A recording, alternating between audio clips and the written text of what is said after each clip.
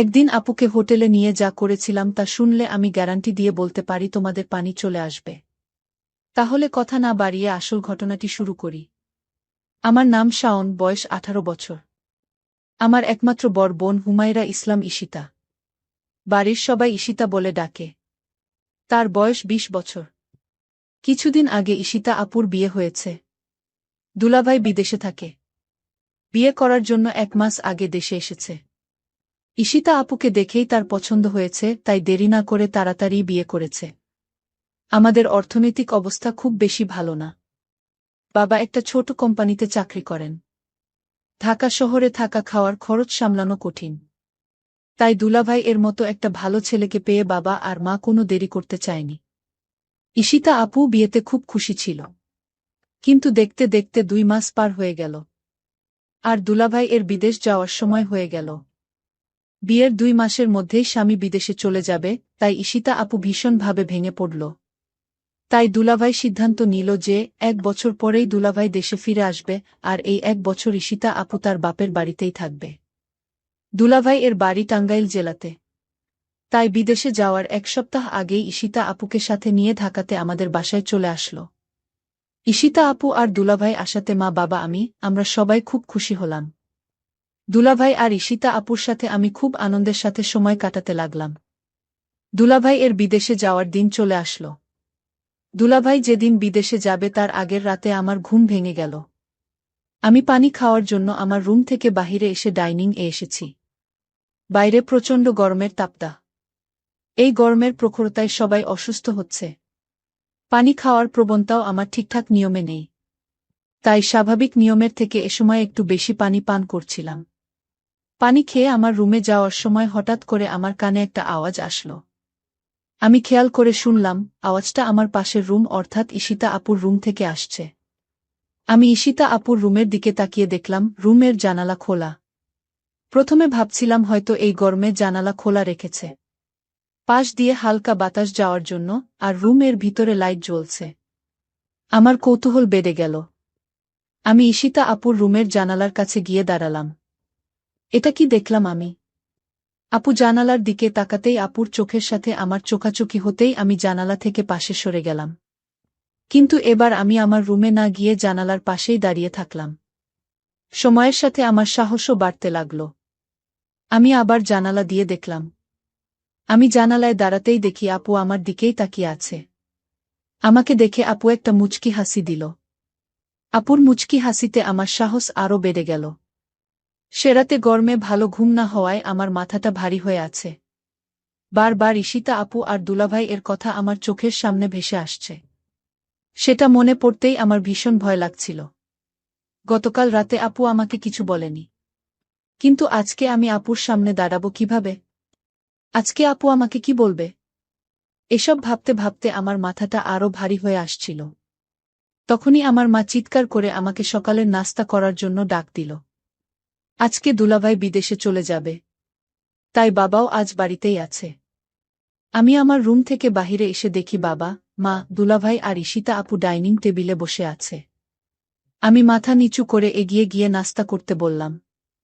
আমি ভয় করছিলাম যে কখন যেন ঈশিতা আপু গতকাল রাতের প্রসঙ্গ তুলে সবার সামনে আমাকে বকা দিবে।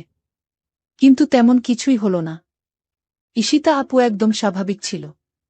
আপুর আচরণ দেখে মনে হচ্ছিল যেন গতকাল রাতে কিছুই হয়নি। আপুর আচরণ দেখে আমি স্বস্তি পেলাম। দুলাভাই বিদেশে চলে গেল। ঈশিতা আপু সারাদিন মন খারাপ করে থাকল। সেদিন রাতে প্রায় 11টার দিকে গরমে আমি আমার রুম থেকে বাহিরে এসে দেখি ঈশিতা আপু গরমে রুমের জানালা খোলা আর রুম এর ভিতরে লাইট জ্বলছে। আমি এগিয়ে গিয়ে আপুর রুমের জানালায় দাঁড়ালাম। জানালার পর্দাটা একটু সরিয়ে দিয়ে দেখলাম আপু বিছানায় বসে বই পড়ছে। আমি জানালায় দাঁড়িয়ে আপুকে দেখতে লাগলাম। আপু বিছানায় হেলান দিয়ে বই পড়ছে। বই পড়তে পড়তে আপু জানালার দিকে তাকিয়ে দেখল আমি সেখানে দাঁড়িয়ে আছি। আমাকে কিছু না বলে আপু আবার বই পড়তে লাগল। বই পড়তে পড়তে আপু বারবার আমাকে দেখছিল। আমিও চুপচাপ দাঁড়িয়ে আপুকে দেখছিলাম। বেশ কিছুক্ষণ পরে আপু বিছানা থেকে নেমে হাতের বইটা টেবিলে রেখে জানালার কাছে আমার সামনে এসে দাঁড়াল। আপু আমার চোখের দিকে তাকিয়ে বলল, কি রে, কিছু বলবি? আমি থতমত খেয়ে বললাম, আপু তুমি ঠিক আছো? আপু সুন্দর একটা হাসি দিয়ে বলল, হ্যাঁ আমি ঠিক আছি। অনেক রাত হয়েছে, এখন রুমে গিয়ে ঘুমিয়ে পড়। আমি বললাম, তুমি কি এখনই ঘুমাবা আপু? আপু বলল, হ্যাঁ। তুইও গিয়ে ঘুমিয়ে পড়। আমি বললাম, আগে তুমি শুয়ে পড় আপু, তারপরে আমি ঘুমাতে যাচ্ছি। আপু আর কিছু না বলে একটা মুচকি হাসি দিয়ে রুমের লাইট বন্ধ করে বিছানায় শুয়ে পড়ল। আমিও আমার রুমে এসে শুয়ে পড়লাম, কিন্তু কিছুতেই ঘুম আসছিল না। বারবার আপুর কথা মনে আসছিল। সকালে উঠে আবার সব কিছু স্বাভাবিক। দিনের বেলায় আপু কখনো রাতের বিষয়ে কোনো কথা বলতো না। দিনের আপু আর রাতের আপু যেন সম্পূর্ণ আলাদা। আমিও কখনো দিনের বেলা রাতের বিষয়ে কথা বলতাম না। এভাবেই আমাদের দিন কাটতে লাগল। দিনের বেলায় আমরা দুই ভাই বোন স্বাভাবিক আচরণ করতাম। কিন্তু প্রতিদিন রাতে আমি আপুর রুম এর জানালায় গিয়ে আপুকে দেখতাম।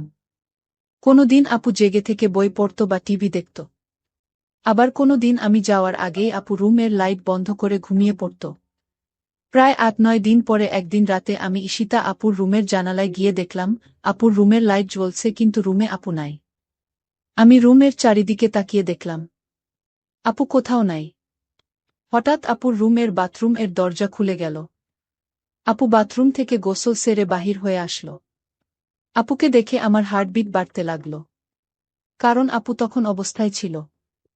বাথরুম থেকে বাহিরে এসেই আপু জানালার দিকে তাকিয়ে দেখল আমি দাঁড়িয়ে আছি। আপু আস্তে আস্তে জানালার কাছে এগিয়ে এসে নিচু স্বরে বলল, কিরে শাওন, তুই এখনো ঘুমাসনি? আমি বললাম, আমার ঘুম আসছে না আপু। আপু বলল, বেশি রাত জাগা শরীরের জন্য ভালো না। আমি দাঁড়িয়ে দাঁড়িয়ে অবাক হয়ে আপুকে দেখছিলাম। আপু তখন ঘুমানোর জন্য প্রস্তুত হল। তারপরে আমাকে বলল, এবার গিয়ে ঘুমিয়ে পড়। আমি বললাম, থ্যাঙ্কস আপু। আপু লাইট বন্ধ করে শুয়ে পড়ল। আমি আমার রুমে এসে সবকিছু ভাবতে ভাবতে ঘুমিয়ে পড়লাম। একদিন আমার বাবা আর মা সকালে নাস্তা করে চাচার বাসায় গেল। আমার বাবারা দুই ভাই। আমার বাবা ছোট আর চাচা বড়। চাচার বাড়ি ঢাকা শহরেই। চাচা আমাদের মতো মধ্যবিত্ত নয়। চাচার কাপড়ের ব্যবসা আছে। নিজের চেষ্টায় চাচা তার ব্যবসা প্রতিষ্ঠা করেছে। চাচার একমাত্র ছেলে শিহাব আমার কয়েক মাসের ছোট হলেও আমরা দুই চাচাতো ভাই বন্ধুর মতো। শিহাব হচ্ছে আমার ধনী চাচার আদরের একমাত্র সন্তান। তাই শিহাব ইচ্ছা মতো টাকা খরচ করে। চাচা চাচি শিহাবকে কিছুই বলে না। আমার বাবা আর মা সারাদিন চাচার বাসায় থাকবে আর ফিরবে রাতে। আজকে শুধু আমরা দুই ভাই বোন বাসায় থাকব। তাই আমি আমার রুমে বসে ভাবছি, কিভাবে আপুর সাথে আরও বেশি ফ্রি হওয়া যায়। তখনই ঈশিতা আপু আমার রুমে এসে বলল, কি করছিস শাওন? আমি বললাম, কিছু না আপু, এমনি বসে আছি। আপু বলল, আজকে কি তোর কোনো কাজ আছে?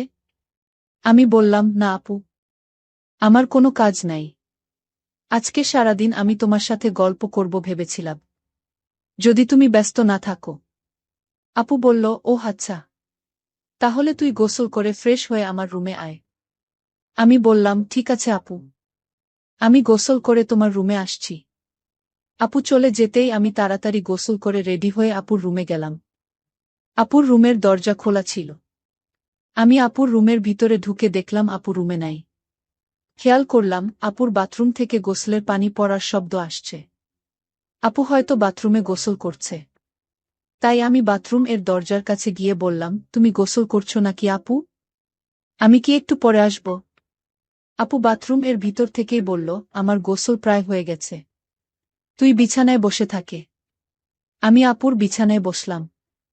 কিছুক্ষণ পরেই আপু বাথরুম থেকে মাথা মুছতে মুছতে বাহির হয়ে আসলো। আমি চোখ বড় বড় করে আপুকে দেখতে লাগলাম। মাথা মুছতে মুছতে আপু এসে আমার পাশে বসল। আপু আমাকে বলল, শাওন, ড্রেসিং টেবিল এর উপর থেকে লোশনের বোতলটা নিয়ে আয় তো। আমি বিছানা থেকে নেমে ড্রেসিং টেবিলের উপর থেকে লোশনের বোতলটা নিয়ে ঈশিতা আপুর সামনে এসে দাঁড়ালাম। আপু আমার দিকে তাকাতেই আমি লোশনের বোতলটা আপুর দিকে এগিয়ে দিলাম। আমি আপুর হাতে একটু লোশন ঢেলে দিয়ে আপুর সামনেই দাঁড়িয়ে থাকলাম। তখন আপু সুন্দর করে সাজুগুজো করছিল, কিন্তু কেন আপু এমন করে সেজেছিল আমি বুঝলাম না। সেদিন রাতে বিদ্যুৎ ছিল না আর প্রচণ্ড গরমও পড়েছিল, তাই আমি বাহিরে বের হয়েছিলাম। হঠাৎ আপুর রুমের দরজা খোলা ছিল। আমি আপুর রুমের ভিতরে ঢুকে দেখলাম আপু রুমে নাই। আমি পাশের রুমে চলে গেলাম কিন্তু সেখানেও আপু নাই। তাহলে আপু কোথায় গেল? আমার ভীষণ চিন্তা হচ্ছে। হঠাৎ লক্ষ্য করলাম আমার পাশের রুম থেকে আপুর গলার আওয়াজ আসছে। মনে হচ্ছে চিৎকার করছে। আমি অবাক হয়ে গেলাম, কিসের চিৎকার আসছে বাবার রুম থেকে। আমি পাশের রুমে যেতেই দেখলাম রুম ভিতর থেকে লক করা। আমি জানালার পাশে গেলাম, গিয়ে দেখলাম সেখানে জানালাও লক করা। আমার মন চাচ্ছে জানালা ভেঙে ঘরে ঢুকে পড়ি। কি হচ্ছে রুমে? আমার বোন এমন চিৎকার করছে কেন? আমি কোনো উপায় না পেয়ে দরজা ভাঙার চেষ্টা করলাম, কিন্তু দরজা কিছুতেই ভাবতে পারছি না। অনেক চেষ্টার পর দরজা ভেঙে ফেললাম। দরজা ভেঙে রুমে ঢোকার সাথে সাথে যা দেখলাম তা দেখে আমার মাথা ঘুরে গেল। একটি ছেলে রুম থেকে জানালা দিয়ে পালিয়ে গেল। তাদের অনেক বুদ্ধি। আমি দেখলাম জানালা দিয়ে যেন পালাতে পারে সেই জন্য আগে থেকেই প্রস্তুত করে রেখেছে। আমি আপুকে জিজ্ঞেস করলাম, আপু রুমে কে ছিল? আপু বলল, সেই জবাব কি তোকে দিতে হবে? আমি বললাম, আপু তুমি আমাকে ছোটবেলা থেকে অনেক স্নেহ করো। আর আমি যখন যা বলছি তাই করেছ। আপু তুমি আমার সাথে লুকিয়ে না, এই ঘরে আর কি ছিল? বলো আপু, আমি জানতে চাই। জানলা দিয়ে পালালো। আমার বোন কোনো উত্তর না দিয়ে আমাকে বলল, শোন, তুই আমার কাছে আর যা চাইবি তাই পাবি, কিন্তু তুমি আমাকে অন্য প্রশ্ন করিস না। আমি ভাবলাম আপু কি বলতে চায়। আমি যা চাইব তাই পাব। আমি আপুকে বললাম, আপু ঠিক আছে, আমি তোমার কাছে একটা জিনিস চাইব, তুমি কি দিবে? আপু বলল, বলেই দেখ না, আমি দেখি না। আপুকে কথাটা বলতে আমার খুব ভয় হচ্ছিল। আমি আমতা আমতা করে বললাম, আপু আমি তোমাকে নিয়ে দূরে কোথাও ঘুরতে যাব। আমি বাড়িতে তোমাকে আমার মনের কথাটা বলতে পারবো না। দূরে গেলে বলতে পারবো। আপু বলল, কত দূরে যেতে হবে? আমি আপনাকে বললাম, কক্সবাজার গেলেই হবে। আমি মনে মনে চিন্তা করলাম, আমার ভাইটা আমার কাছে কি এমন চাইবে যে কথাটা বাড়িতে বলতে ভয় পাচ্ছে। আমি ছোট ভাইয়ের কথায় রাজি হয়ে গেলাম। আমি তোর সাথে ঘুরতে যাব। আমিও জানতে চাই আমার ছোট ভাইয়ের মতটা কি। হঠাৎ ছোট ভাই আমাকে ডাক দিয়ে বলল, আপু আমি যে কথা তোমায় বলবো আর আমি তোমার কাছে যা চাইবো তা কাউকে বলতে পারবে না। বিষয়টা গোপন রাখতে হবে। প্রমিস কাউকে বলবো না। তাহলে এখনই বলে ফেল, কি বলবি, আমার কাছে কি চাস? আপু আমি আগেই বলেছি আমি বাড়িতে বলতে পারবো না। তোমাকে কক্সবাজার নিয়ে তারপর বলবো।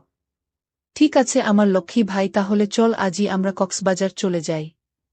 আপুর কথা শুনে আমার খুব আনন্দ লাগছে, আবার অনেক ভয় লাগছে। তাহলে চলো কালই আমরা কক্সবাজার চলে যাই। পরের দিন সকালে আমি আপুকে নিয়ে কক্সবাজার রওনা দিলাম। আমরা সকাল ৮টায় বাড়ি থেকে কক্সবাজারের উদ্দেশ্যে নিয়ে রওনা দিলাম। আমরা প্রায় রাত ৯টায় কক্সবাজার গিয়ে পৌঁছালাম। সারাদিন গাড়ির জার্নিতে শরীরটা আমার অনেক ক্লান্ত হয়ে গেছে। আমার চোখের পাতা কিছুতেই খোলা রাখতে পারেনি। আমি ঘুমিয়ে পড়লাম। মানে আমার আপু ঘুমিয়ে গেল। আমি আপনাকে বললাম, আপু কিছু খাবে না? আমি বাহির থেকে খাবার নিয়ে আসি। আপু বলল, না আমি কিছুই খাব না। উত্তর, ইচ্ছে থাকলে তুই হোটেল থেকে খেয়ে নে। আমি বললাম, আপু তোমাকে রেখে আমি কি খাইতে পারবো? আপু বলল, ডিস্টার্ব করিস না, আমি ঘুমাব, তুই যা পারিস না করে। বেন বেন করিস না, কাল কথা হবে, এখন ঘুমা। আপুকে ঘুমের মধ্যে অনেক সুন্দর লাগছিল। আমিও ক্লান্ত শরীর নিয়ে ঘুমিয়ে পড়লাম। পরের দিন সকালে ঘুম থেকে উঠে আমরা সমুদ্র সেকতে ঘুরতে গেলাম। সারাদিন ঘুরলাম। এবার আপু আমায় প্রশ্ন করল, আচ্ছা শাওন, তুই কি ভুলে গেছিস? তুই আমাকে কেন কক্সবাজার নিয়ে এসেছিস? আরে আপু ভুলি নাই, আজ রাতে বলবো। আপু যদি তুমি আমার কথা না রাখ তাহলে আমি কিন্তু ওই দিনের রাতের ঘটনা সবাইকে বলে দিব। আপু তখন আমার দিকে রাগান্বিত চোখে তাকিয়ে বলল, শাওন আমি কি না করেছি তোর কথা রাখব না? তারপর সন্ধ্যা হয়ে আসছে। আমি আপুকে বললাম, আপু চলো হোটেলে যাই। রাতের খাবার হোটেলে খেয়ে তারপর আজ আমরা হোটেলেই থাকব। আপু তখন বলল, হোটেলে কেন? এখানে তো দুলাভাইয়ের ছোট ভাইয়ের বাসায় থাকতে পারি। আর আমরা তো গতকাল এখানে ছিলাম। আমরা কেন শুধু শুধু অযথা ভাড়া দিয়ে হোটেলে থাকব? আমি বললাম, হোটেল না থাকলে যে আমার মনের কথাটা বলতে পারবো না আপু। আপু তখন বলল, ঠিক আছে তুই যা বলবি তাই হবে। তারপর আমরা একটা হোটেলে গিয়ে উঠলাম। আমি আপুকে যে কথাটা বলবো সেই কথা শুনে আপু কি আমার প্রতি রাগ করবে? আমি এসব চিন্তা করছিলাম। আপু আমায় বলল, শাওন তুই কি চিন্তা করছিস? আমি আপনাকে বললাম, আপু আমি যে কথাটা বলবো তা শুনলে তুমি রাগ করবে না তো? আপু বলল, আমি কতবার বলবো আমি রাগ করব না। আমি কাউকে কিছু বলবো না, তুই নির্ভয়ে আমাকে তোর মনের কথা বলতে পারিস। আপুর কথা শুনে আমি কিছুটা সাহস পেলাম। আমি আপু বললাম, আপু আমি ছোটবেলা থেকেই তোমাকে অনেক পছন্দ করি। আর দুলাভাই বিদেশ যাওয়ার পর থেকে আমি লক্ষ্য করছি তুমি সব সময় মনমরা হয়ে থাকো। আমি তোমার কষ্ট বুঝি। তুমি চাইলে আমি তোমার কষ্ট দূর করে দিব। আপু বলল, তুই আমার কষ্ট বুঝিস? আরে আপু, ছোট থেকে আমরা একসাথে বড় হয়েছি। আমি তোমার মনের কথা না বুঝবে কি বুঝবে? আমি জানি তোমার ভিতর কিসের অভাব কাজ করছে। ছোট ভাইয়ের কথা শুনে আমি কিছুটা আশ্চর্য হলাম। বলে কি সে আমার মনের খবর সব জানে? আচ্ছা বেশি কথা না বলে তুই বল আমার কাছে কি চাস? আপু আমি ছোটবেলা থেকেই তোমাকে আমার পছন্দ আর তাই আমি তোমার সাথে। বল থেমে গেলে কেন? আমার সাথে কি? আপু আসলে আমার বলতে খুব ভয় লাগছে। আরে বাবা, এত ভয় করলে কি চলবে? কি বলতে চাস বলে ফেলে।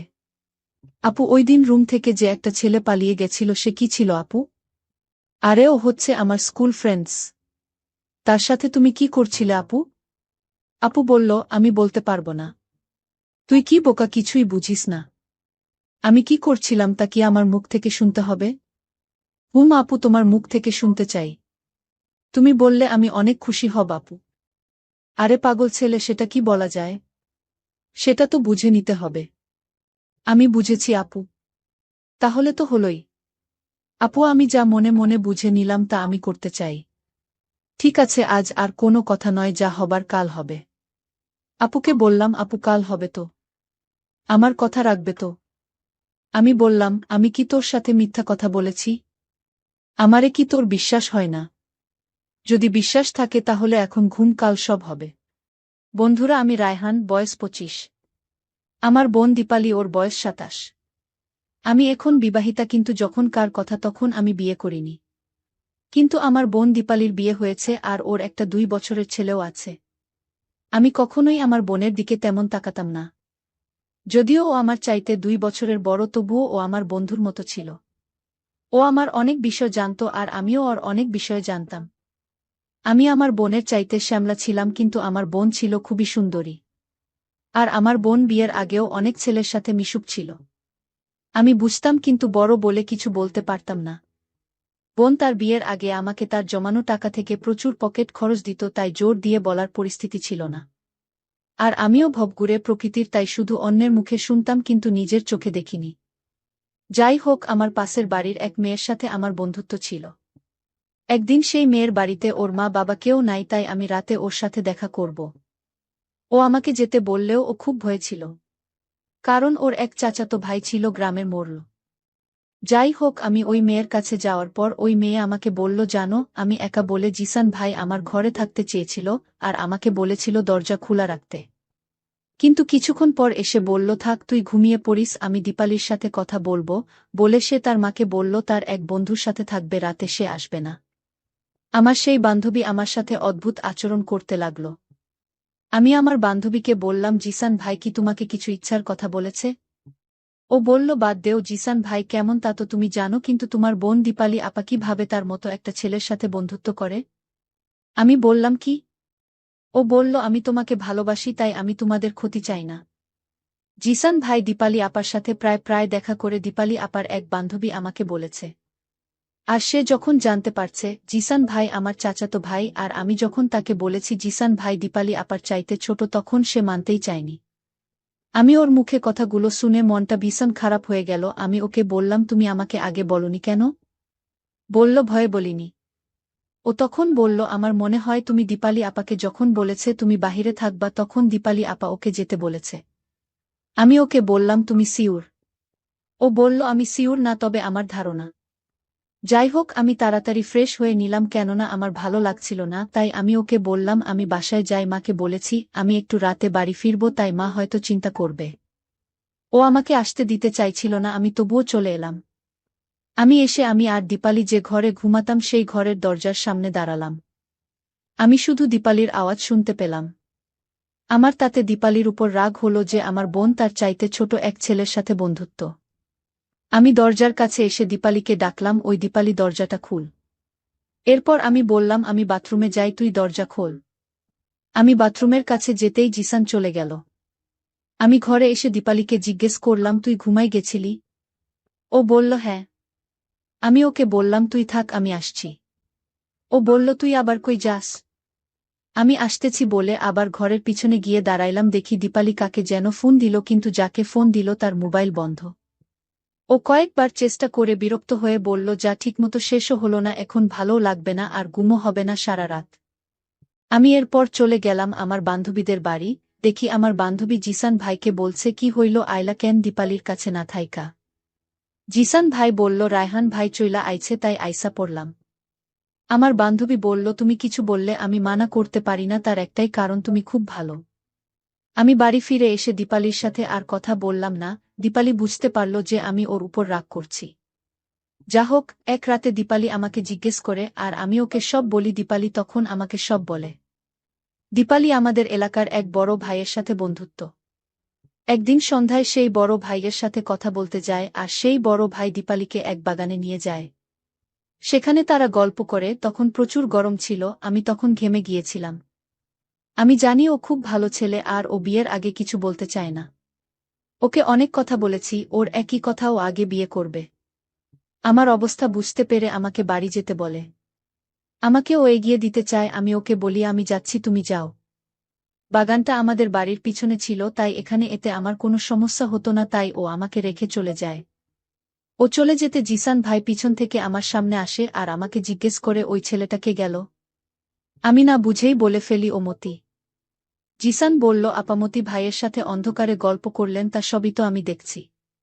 ওকে বলি, আমার ভুল হয়ে গেছে, তুই রাগ করিস না আর কাউকে কিছু বলারও প্রয়োজন নাই, আমি তোকে কিছু টাকা দিবনে কালকে, তাও কাউকে বলিস না। ও বলল, ঠিক আছে বলবো না, তবে একটা শর্তে। আমি টাকা নিমু না। আমি বললাম, কি শর্ত? ও তার ইচ্ছার কথা বলে ফেলল আর অদ্ভুত আচরণ করতে লাগল। সেই থেকে শুরু, কিন্তু আমি মতিকে বিয়ে করতে চাই। তুই বিশ্বাস কর ভাই, তোকে তো আমি সব বললাম। তুই আমার আপন ছোট ভাই বলে, কিন্তু আমি তোকে কিছু লুকাই নাই। আমি জানি তুই ও লুকাস না, তাই বলছি তুই আমাকে ভুল বুঝিস না। আমি বললাম, তুই ভীষণ সুন্দরী, যদিও আমার বোন, আমার আপন বড় বোন, তবুও যা সত্যি তাই বলবো।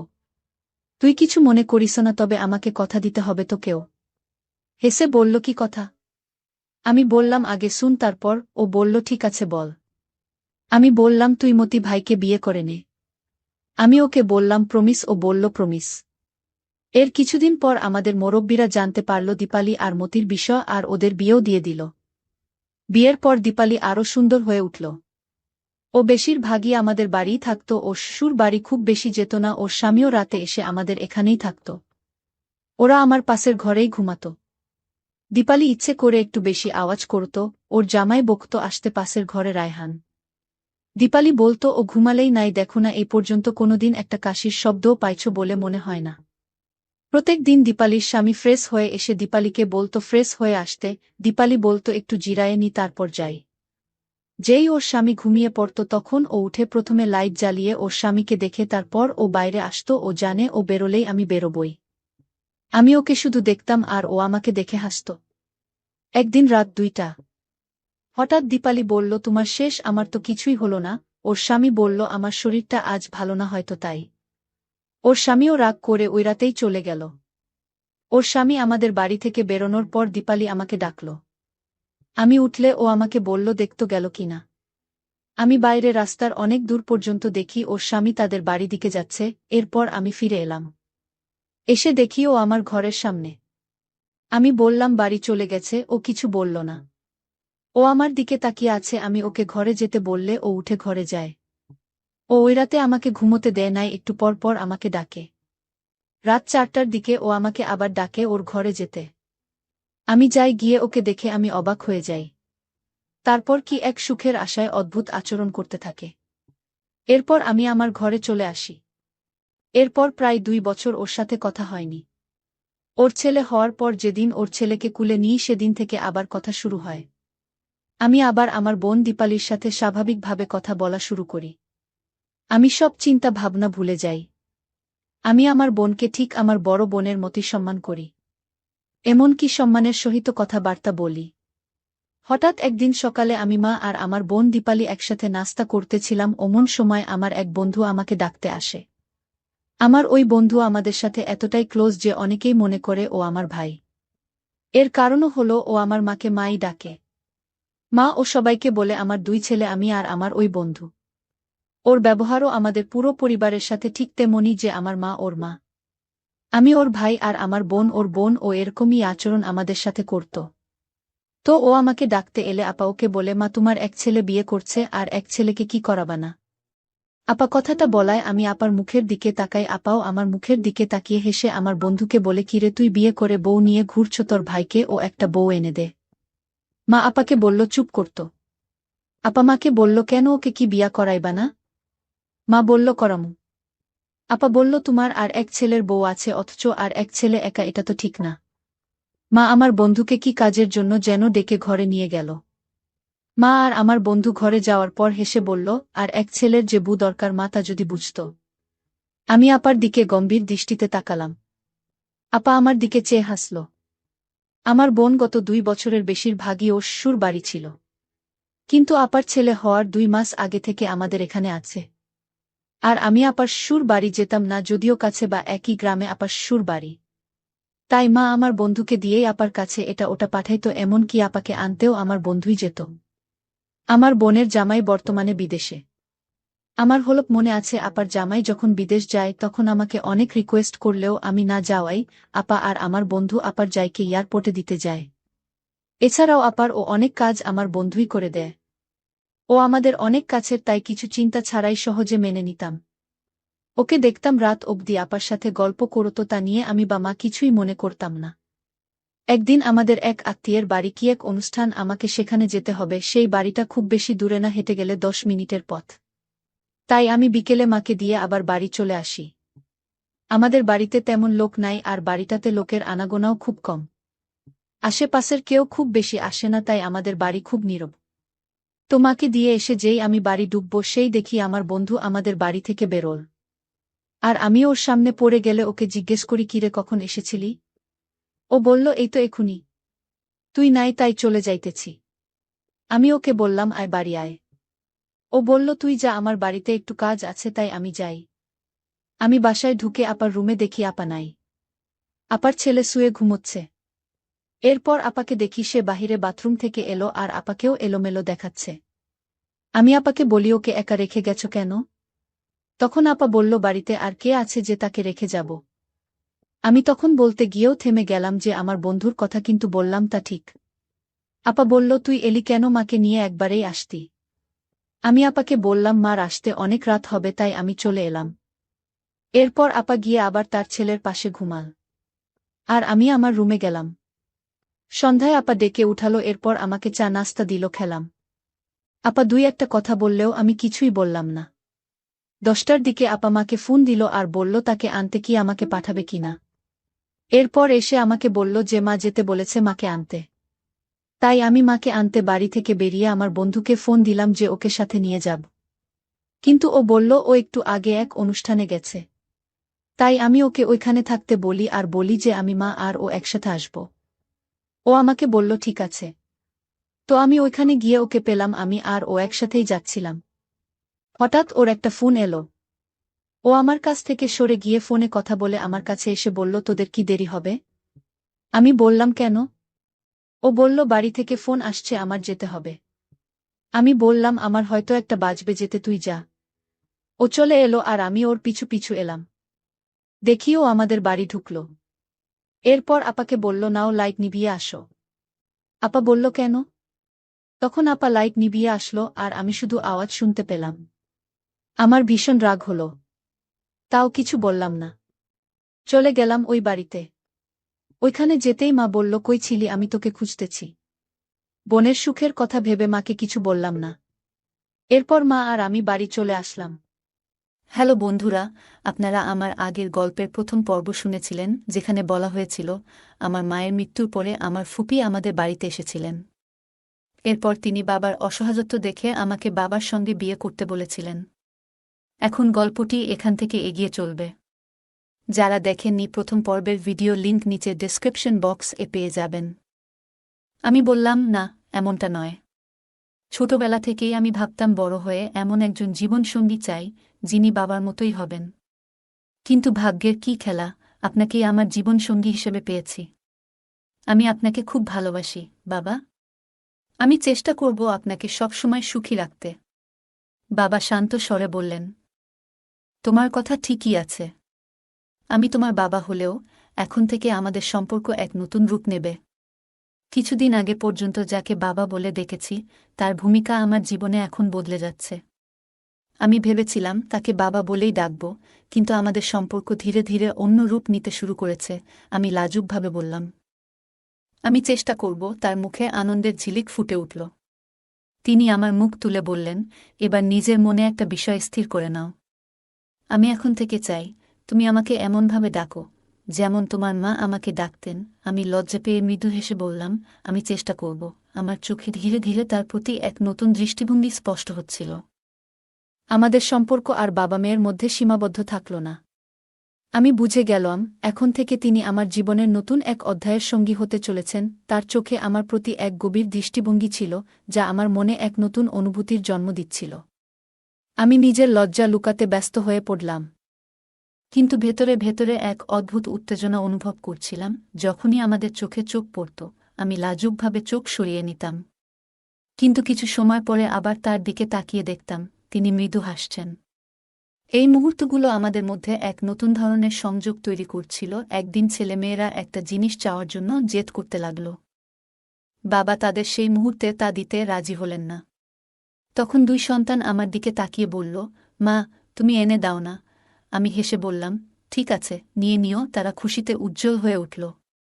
কিন্তু তখন ছোট মেয়ে বলল, থাক মা, বাবা রাগ করবেন। আমি হেসে বললাম, বাবা রাগ করবেন না, এবং বাবার দিকে তাকিয়ে একবার মৃদু হাসলাম। বাবা কিছু বললেন না, শুধু হাসলেন। আমাদের সম্পর্কের মিষ্টি মুহূর্তগুলো এইভাবে এগিয়ে চলছিল। পরে আমরা একটি আইসক্রিম কাউন্টারে গিয়েছিলাম। বাবা সবার জন্য আইসক্রিম আনলেন এবং আমাকে নিজ হাতে আইসক্রিম খাওয়াতে শুরু করলেন। আমি লজ্জায় একটু হেসে বললাম, এটা বেশ ভালো লাগছে। বাবা মজা করে বললেন, তোমাদের মেয়েদের তো ক্রিমি আইসক্রিমই বেশি পছন্দ। এবার থেকে তোমাকে প্রতিদিন ভালো মানের ব্ল্যাক চকোবার আইসক্রিম খাওয়াবো। বাবার কথার অর্থ বুঝতে পেরে আমি একটু লজ্জা পেলাম। তার চোখে মিষ্টি হাসি দেখে আমি বুঝতে পারলাম, আমাদের মধ্যে এক নতুন ধরনের সম্পর্ক তৈরি হয়েছে। আমরা সেদিন অনেকক্ষণ ঘুরলাম এবং রাতে খাবার প্যাক করিয়ে বাড়ি ফিরলাম।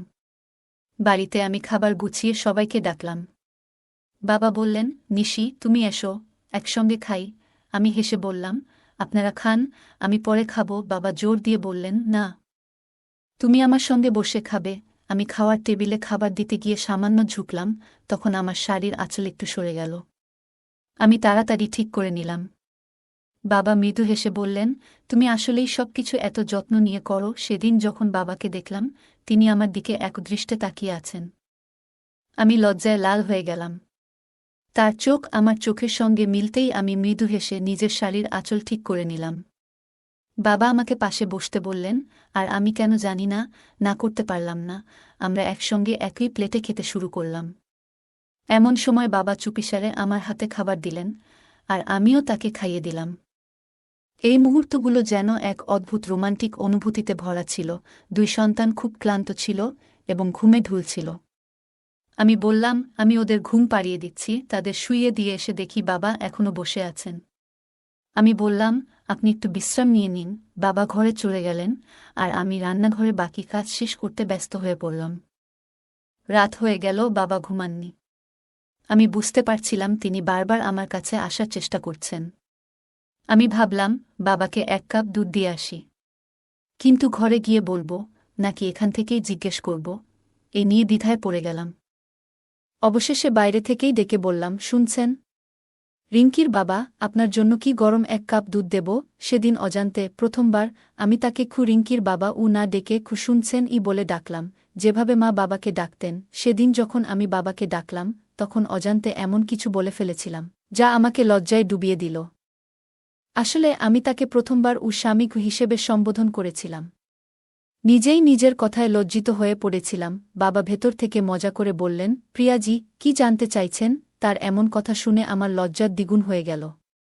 কিছু বলতে পারলাম না। তখনই তিনি বাইরে এলেন। তার মুখে এক মিষ্টি হাসি ছিল।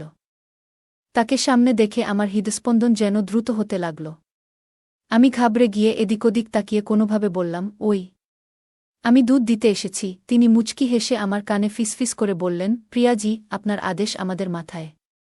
আমরা তো আপনার সেবক। তার এমন মজার কথা শুনে আমি লজ্জায় রাঙা হয়ে গেলাম। কিছু বলতে না পেরে তাড়াতাড়ি সরে এলাম। কিন্তু তার সেই কথাগুলো বারবার মনে পড়ছিল, আর আমি লজ্জায় আর আনন্দে মুচকি হাসছিলাম। আমি রান্নাঘরে গিয়ে এক গ্লাস দুধ গরম করে তাকে দিলাম। তিনি বললেন, মনে হচ্ছে তুমি এতে চিনি দাওনি। আমি বললাম, না, দিয়েছি তো। তিনি গ্লাসটা আমার দিকে বাড়িয়ে বললেন, তাহলে নিজেই একবার চেখে দেখো। আমি একটু চেখে দেখে বললাম, চিনি তো ঠিকই আছে। তখন তিনি মুচকি হেসে বললেন, তোমার খাওয়ার পরেই এটা মিষ্টি হয়ে গেছে। তার এমন মজার কথা শুনে আমি এত লজ্জা পেলাম যে তাড়াতাড়ি নিজের ঘরে চলে এলাম। তার কথা মনে পড়তেই আবার মুচকি হাসি ফুটে উঠল।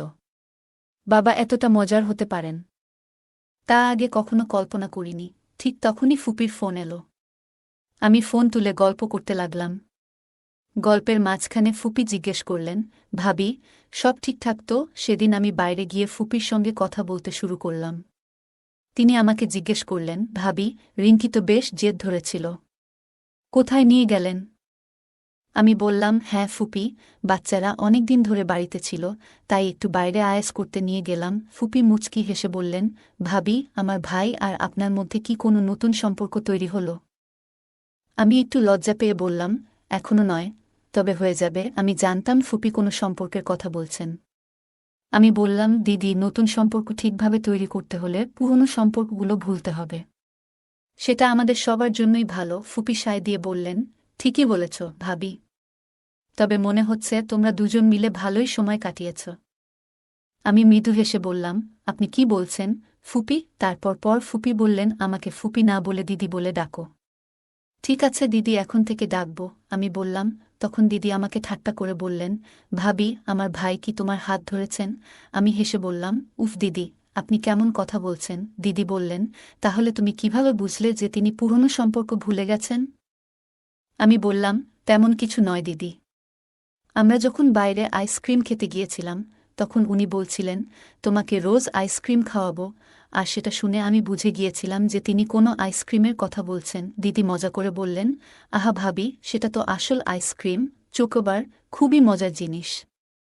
এই কথা শুনে আমি লজ্জায় রাঙা হয়ে গেলাম এবং নিজের ঘরে ফিরে এলাম। বিছানায় শুয়ে তখনও ফুপি কথাগুলো কানে বাজছিল। আমি মনে মনে ভাবছিলাম, পাপা আমাকে সত্যি সত্যি চোকোবার খাওয়াবেন? তারপর নিজেই উত্তর দিলাম, কেন নয়? নিজের স্ত্রীকে না খাইয়ে আর কাকে খাওয়াবেন? আমি শুয়ে শুয়ে ভাবতে লাগলাম, দিদি কি পাপার সঙ্গে আমাদের সম্পর্কের কথা বলেছিলেন?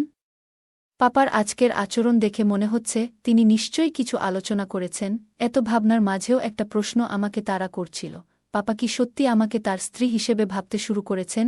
সকালবেলা আমি বসে বসে ভাবছিলাম, পাপা কি সত্যিই আমাকে তাদের সন্তানদের মা হিসেবে দেখতে চান?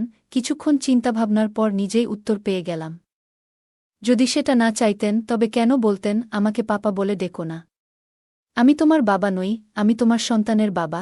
এটা পরিষ্কার ছিল যে তিনি আমাকে সন্তানদের মা হিসেবে দেখতে চান। পরের দিন সকালে বাচ্চারা স্কুলের জন্য তৈরি হয়ে বেরিয়ে পড়ল। পাপা তখনও ঘুমাচ্ছিলেন। আমি ভাবলাম, কেন না বুয়াকে ফোন করে জেনে নিই তিনি পাপার সঙ্গে আমাদের বিয়ের ব্যাপারে কথা বলেছেন কিনা। আমার মনে নানা প্রশ্ন ঘুরছিল, তাই আর অপেক্ষা না করে ফোন করলাম। আমি বললাম, দিদি নমস্কার। বুয়া হাসতে হাসতে বললেন, কি ভাবি, আবার বুয়া? ঠিক করে বলো। আমি একটু লজ্জা পেয়ে বললাম, সরি দিদি। দিদি বললেন, বলতো, এত সকালে আমাকে কি মনে পড়ল? আমি বললাম, দিদি, আসলে কিছু বুঝতে পারছি না কিভাবে আপনার সঙ্গে বলবো। দিদি মিষ্টি গলায় বললেন, ভাবি, কি হয়েছে বলো তো? আমি বললাম, দিদি, আপনার কি পাপার সঙ্গে কোনো কথা হয়েছে? দিদি মজা করে বললেন, কেন ভাবি, এত তাড়াতাড়ি কিসের এত উৎসাহ? আমি লজ্জা পেয়ে বললাম, দিদি, তেমন কিছু না।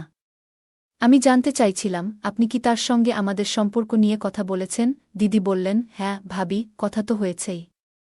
তোমার কি মনে হয়? আমি তো জানতাম পাপা শুনেই খুশি হয়ে যাবেন। আমি অবাক হয়ে বললাম, তবে কি সত্যিই পাপা রাজি হয়েছেন? দিদি মুচকি হেসে বললেন, ভাবি, তোমার কি মনে হয় পাপা না বলবেন? এই কথাগুলো শুনে আমার মন শান্ত হল। মনে মনে ভাবলাম, পাপা সত্যিই খুশি। হয়তো এটাই আমাদের নতুন জীবনের শুরু। দিদি বললেন, ভাবি, এটা তো সম্ভবই নয় যে কেউ আমার ভাবির এই সম্পর্ককে প্রত্যাখ্যান করবে। আরে ভাবি, দাদা তো এত খুশি যে তা ভাষায় বোঝানো যাবে না। আর শোনো ভাবি, তোমাকে একটা কথা বলি, দাদা নিজেই আমাকে বলেছিল তোমার সঙ্গে কথা বলতে।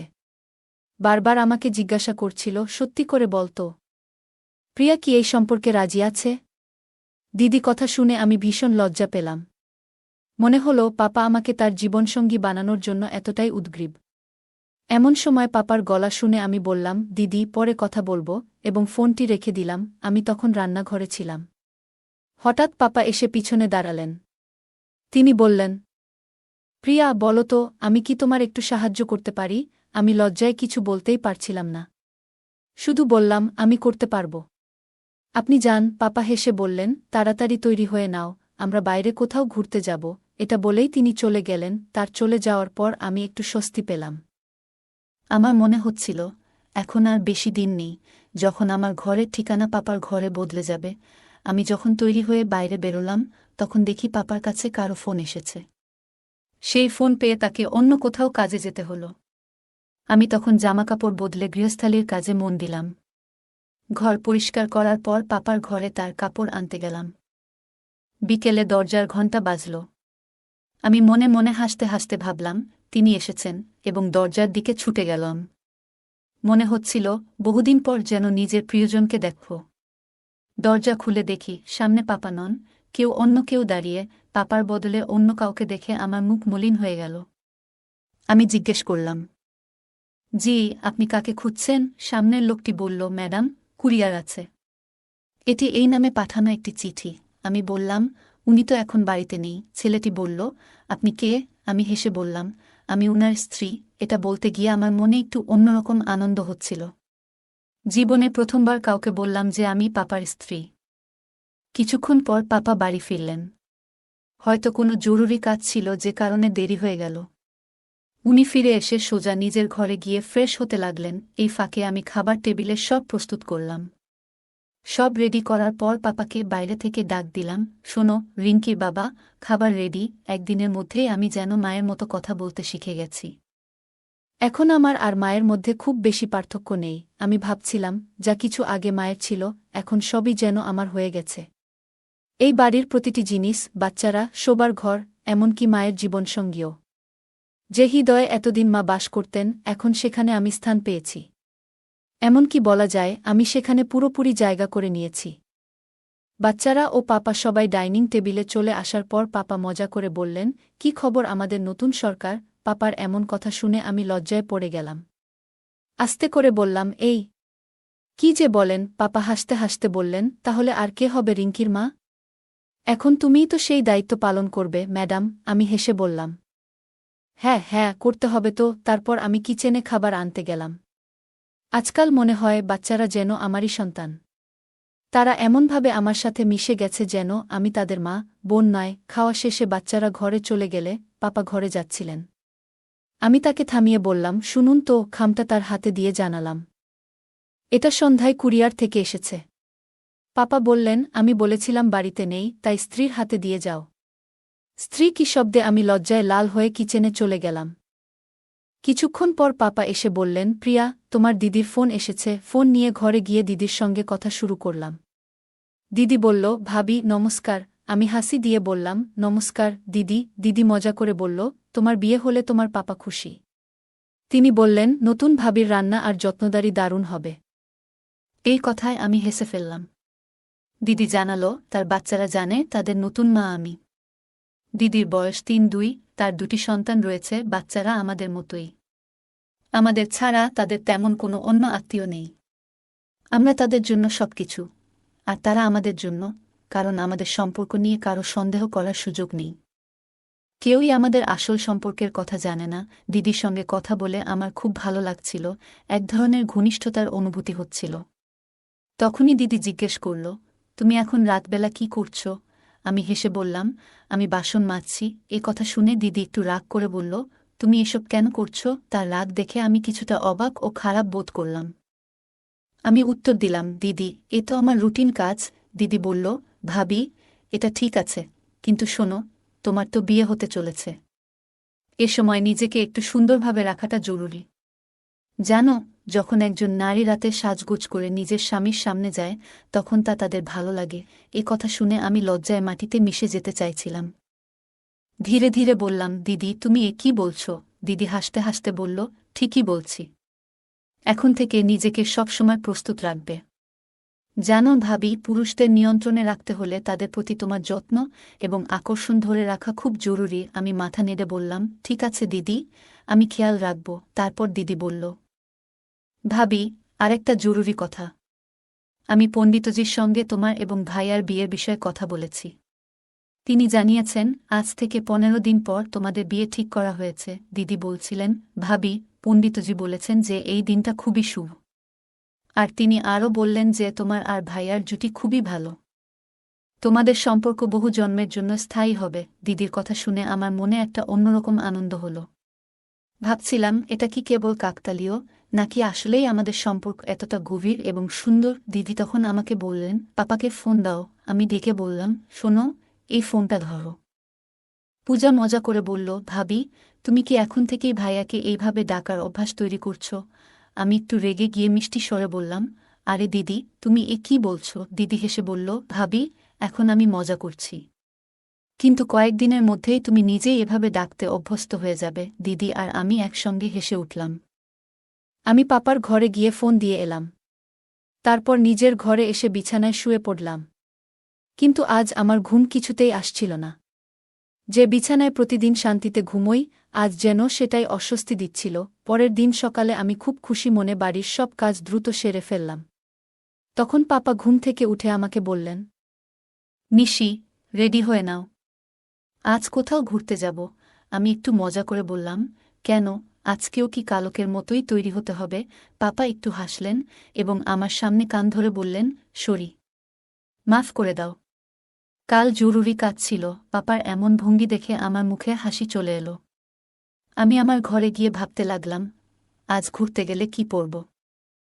এমন কিছু পরতে চাইছিলাম যা পাপার পছন্দ হবে, কিন্তু আবার কি পরব সেটা বুঝতে পারছিলাম না। ঠিক তখনই পাপা আমার ঘরে এলেন এবং বললেন, তুমি এখনো তৈরি হলে না? আমি বললাম, দেখো তো, কিছুই বুঝতে পারছি না, কি পরব? তুমি বলো না, কি পরব? পাপা মায়ের ওয়ার্ড্রোব থেকে একটি সুন্দর কালো শাড়ি বের করলেন এবং আমার দিকে এগিয়ে দিয়ে বললেন, এইটা পরো। পাপা বললেন, এই শাড়িটা পরো, তোমার ওপর দারুণ মানাবে। আমি পাপার হাত থেকে শাড়িটা নিয়ে তাড়াতাড়ি তৈরি হতে শুরু করলাম। সেদিন মায়ের কালো রঙের সুন্দর শাড়ি এবং তার সাথে মানানসই ব্লাউজ পরেছিলাম। শাড়ির সঙ্গে মিলিয়ে চুড়ি, কানের দুল এবং একটি লাল টিপ পরেছিলাম। সাজগোজের পর মনে হচ্ছিল আজ যেন আমার চেয়ে বয়সে বড় দেখাচ্ছে। পরে পাপা এসে গেলেন। আমি আস্তে করে জিজ্ঞেস করলাম, আপনি এসে গেছেন? পাপা হেসে উত্তর দিলেন, আর কিছু না বলে শুধু মৃদু হাসলেন। তার হাতে একটি ছোট বাক্স ছিল। তিনি বাক্সটা আমার দিকে এগিয়ে দিয়ে বললেন, নিশি, এটা তোমার জন্য উপহার। আমি পাপার হাত থেকে বাক্সটা নিয়ে মুচকি হেসে খুললাম। বাক্স খুলতেই দেখলাম তাতে সোনার সুন্দর গয়না। বাক্স খুলতেই দেখলাম ভেতরে দুটি খুব সুন্দর বালা। বালা দেখে আনন্দে উচ্ছ্বাস প্রকাশ করে বললাম, ওয়াহ, কি সুন্দর বালা এগুলো। তারপর বললাম, আপনার জন্য একটু পানি নিয়ে আসি। পাপা আমাকে থামিয়ে বললেন, প্রিয়া, দিদির সাথে কি তোমার কথা হয়েছে? আমি বুঝতে পারছিলাম পাপা কি বিষয়ে জিজ্ঞেস করছেন, তবুও জিজ্ঞাসা করলাম, কোনো বিষয়ে পাপা? পাপা বললেন, পূজা কি তোমাকে কোনো তারিখের ব্যাপারে কিছু বলেছে? আমি মৃদু হেসে লজ্জায় মাথা নিচু করে বললাম, জি পাপা। আমার মুখ থেকে জি শুনে পাপা আমার কাছে এগিয়ে এসে বললেন, প্রিয়া, তোমার কোনো আপত্তি নেই তো? আমি কি বলবো বুঝতে পারছিলাম না। আমার লজ্জায় মাথা নিচু হয়ে গেল। পাপার সামনে এইভাবে দাঁড়িয়ে থাকতে খুব অস্বস্তি হচ্ছিল। আমার মুখ পুরো লাল হয়ে উঠেছিল। পাপা কিছু বলার জন্য মুখ খুলছিলেন, ঠিক তখনই রিঙ্কি এসে পড়ল। লজ্জা লুকিয়ে আমি বললাম, আমি আপনার জন্য পানি নিয়ে আসছি। এটা বলে আমি দ্রুত রান্নাঘরের দিকে চলে গেলাম। রিঙ্কি পাপার কাছে গিয়ে জিজ্ঞেস করল, পাপা, আমি কেমন দেখাচ্ছি? পাপা তাকে কোলে তুলে নিয়ে আদর করে বললেন, খুব সুন্দর দেখাচ্ছ। তখন রিঙ্কি বলল, আমি সুন্দর দেখাচ্ছি বলেই আপনি আমাকে কোলে তুলেছেন। তাহলে মাকে সুন্দর দেখাচ্ছিলেন, তখন কেন তাকে কোলে তুললেন না? আপনি কি মিথ্যা বলছেন যে মা সুন্দর? রিঙ্কির প্রশ্ন শুনে আমি লজ্জায় মাটির সঙ্গে মিশে যেতে চাইছিলাম। তাকে মৃদু বকাচকা করে বললাম, তুই কি সব বলিস? যা, এখানে থেকে যা। পাপার দিকে তাকালাম। তিনি মুচকি হাসছিলেন। আমি আর তার চোখের দিকে তাকাতে পারছিলাম না। দ্রুত সেখান থেকে বের হয়ে এলাম। কিছুক্ষণ পর পাপাও তৈরি হয়ে বের হলেন। আমি তখনও তার চোখে চোখ রাখতে পারছিলাম না, কিন্তু পাপা আমার দিকে তাকিয়ে হাসছিলেন। তারপর আমরা সবাই বাজারে কেনাকাটার জন্য বের হলাম। আজ পাপার সঙ্গে বের হতে এক অদ্ভুত অনুভূতি হচ্ছিল। আজ শপিংয়ে যাওয়ার সময় মনে হচ্ছিল যেন পাপার সঙ্গে নয়, আমার নিজের স্বামী আর সন্তানদের সঙ্গে যাচ্ছি। আমরা একটি মলে গিয়েছিলাম, যেখানে পাপা আমার জন্য শাড়ি বেছে দিলেন এবং বিয়ের একটি সুন্দর পোশাকও পছন্দ করলেন। শপিং করতে গিয়ে আমি বুঝলাম, আমার এবং পাপার পছন্দ একেবারে মিলে যায়। যেই শাড়িটা আমার পছন্দ হয়েছিল সেটাই পাপারও পছন্দ। আমাদের পছন্দ এতটা মিলে যাওয়া দেখে মনে হচ্ছিল আমি সত্যিই পাপার জন্যই তৈরি হয়েছি। পাপা শাড়ির ব্লাউজগুলো খুবই সুন্দর ডিজাইন করে সেলাই করার জন্য দিয়ে দিলেন। এতে আমার কোনো আপত্তি ছিল না, কারণ এগুলো তো তাকে দেখানোর জন্যই পরব। আমরা বাইরে থেকেই খাওয়া দাওয়া সেরে বাড়ি ফিরে এলাম। রাতে নিজের বিছানায় শুয়ে পাপার কথা ভাবতে লাগলাম। আমার চোখে ঘুম ছিল না। তখন উঠে দেখলাম পাপার ঘরের লাইট জ্বলছে। ভাবলাম পাপাও হয়তো জেগে আছেন। হয়তো তারও আমার মতো ঘুম আসছে না, কারণ আমাদের বিয়ে হতে চলেছে। বিয়ের আগে কারই বা ঘুম আসে? সকালে আমি বাচ্চাদের স্কুলের জন্য প্রস্তুত করছিলাম। রিঙ্কি বায়না ধরল, মা, আজ তুমি আমাকে স্কুলে পৌঁছে দাও। বাড়ির কাজ থাকায় বোঝালাম, তুমি নিজে চলে যাও, কিন্তু সে জিদ ধরে বলল, পাপার সঙ্গে যাব। পাপা তখনও ঘুমাচ্ছিলেন। ঘরে গিয়ে ডাকলাম, শুনছ? উঠে বাচ্চাদের স্কুলে দিয়ে আসো। পাপা বললেন, ওরা তো ভ্যানে যাবে। আমি জোর দিয়ে বললাম, না, তোমাকেই যেতে হবে। পাপা কাপড় পরতে পরতে বললেন, যা হুকুম সরকার। এই কথায় আমি হেসে বললাম, তাড়াতাড়ি করো, দেরি হচ্ছে। আমি এখন পাপার সঙ্গে একজন স্ত্রীর মতোই আচরণ করছি, যেন বাড়ির সব দায়িত্ব আমার। পাপা বাচ্চাদের স্কুলে ছেড়ে যাওয়ার পর আমি ঘরের কাজে মন দিলাম। পাপার ঘর গুছাতে গিয়ে মোবাইল বেজে উঠল। দিদি ফোন করেছিল। দিদি হাসতে বললেন, ভাবি, ভাইয়াকে নিজের ইশারায় নাচানো শুরু করেছেন নাকি? আমি মুচকি হেসে উত্তর দিলাম, রিঙ্কি একটু জিদ করছিল তাই। পাপা ফিরে এসে বললেন, প্রিয়াজি, আজ একটু ঘুরে আসি। আমি রাজি হয়ে প্রস্তুতি নিতে গেলাম। হঠাৎ ভাবলাম পাপার পছন্দের পোশাক পরি। তাকে জিজ্ঞেস করলাম, কি পরব বলুন তো? পাপা আমার জন্য লাল শাড়ি বেছে দিলেন। তিনি আমার দিকে তাকিয়ে মুচকি হেসে ঘর থেকে বেরিয়ে গেলেন। আমি লাল রঙের শাড়িটি পরে নিলাম আর চুল খুলে রাখলাম, কারণ আমি জানি পাপা আমার খোলা চুল খুব পছন্দ করেন। আমি যখন বাইরে এলাম পাপা শুধু আমার দিকেই তাকিয়েছিলেন।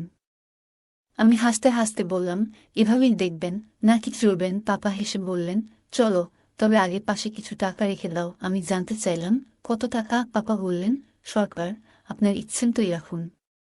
শপিং তো আপনি করবেন, আমরা তো কেবল আপনার চাকর। মালকিনের কাছে এমন কিছু প্রশ্ন করার সাহস আমাদের নেই। পাপার কথা শুনে আমার গাল লজ্জায় লাল হয়ে গেল। আমি মুচকি হেসে বললাম, এই রকম কথা বলা আপনি শিখেছেন? তারপর আমি আলমারি থেকে কিছু টাকা নিয়ে পাপার সঙ্গে বেড়াতে বেরিয়ে পড়লাম। পাপা গাড়ি চালিয়ে শহরের বাইরে একটি নির্জন জায়গায় নিয়ে এলেন। সেখানে একটি পুরনো দুর্গ ছিল। পাপা বললেন, প্রিয়া, তোমার ছবি তোলার জন্যই এখানে নিয়ে এসেছি।